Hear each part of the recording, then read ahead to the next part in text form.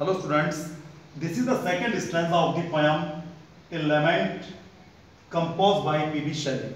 In this stanza also the poet describes his personal griefs. इस stanza में भी कवि अपने व्यक्तिगत दुखों का वर्णन करते हैं. So let's study stanza second. Out of the day and night a joy has taken flight, fresh spring and summer and winter hot. Move my faint heart with grief, but with delight no more or never more. The poet says, कवि कहते हैं out of the day means दिन and night और रात.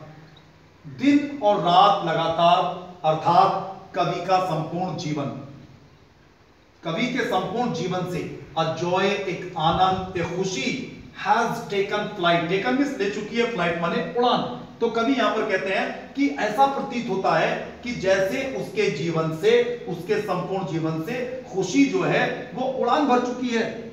It means the poet wanna say, कवि कहना चाहते हैं God has given us many beautiful things. ईश्वर ने हमें बहुत सारी खूबसूरत चीजें दी हैं. All the days have various joys. सभी प्रकार के दिनों में अलग अलग प्रकार की खुशियां होती हैं. These days make a man happy. और ये दिन जो है एक आदमी को प्रसन्न बनाते हैं.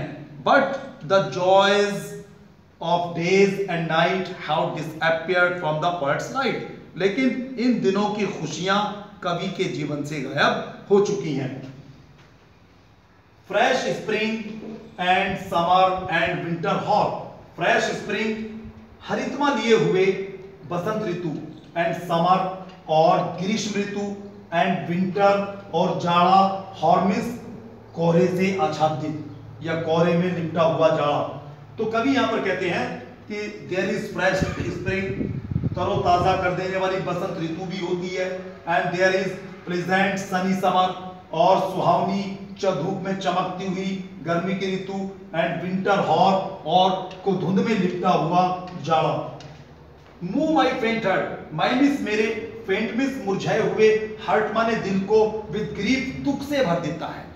तो कवि कहते हैं कि ये तमाम के तमाम सीजन्स जो किसी आदमी को प्रसन्न बनाने का काम करते हैं, वो भी ये सीजन भी उसके दिल को और दुख से भर देते हैं. यानी हियर द पोएट वांना से, यहां पर कवि कहना चाहते हैं देयर इज फ्रेश स्प्रिंग, हरितमा लिए हुए बसंत ऋतु होती है. And there is pleasant sunny summer और धूप में चमकती हुई ग्रीष्म ऋतु होती है. And there is beautiful winter season और खूबसूरत शीत ऋतु भी होती है. All these seasons are very pleasing.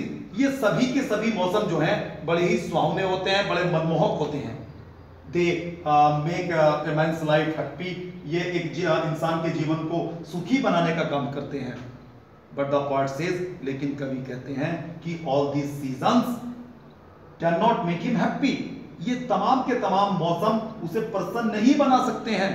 The poet wants to से, कवि कहना चाहते हैं all these seasons only add to his sorrows. ये सभी प्रकार के मौसम केवल उसके दुखों को बढ़ाने का काम कर रहे हैं.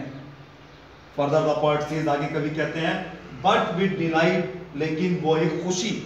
Here the poet ask a question to his soul. यहां पर कवि अपनी आत्मा से एक प्रश्न पूछते हैं.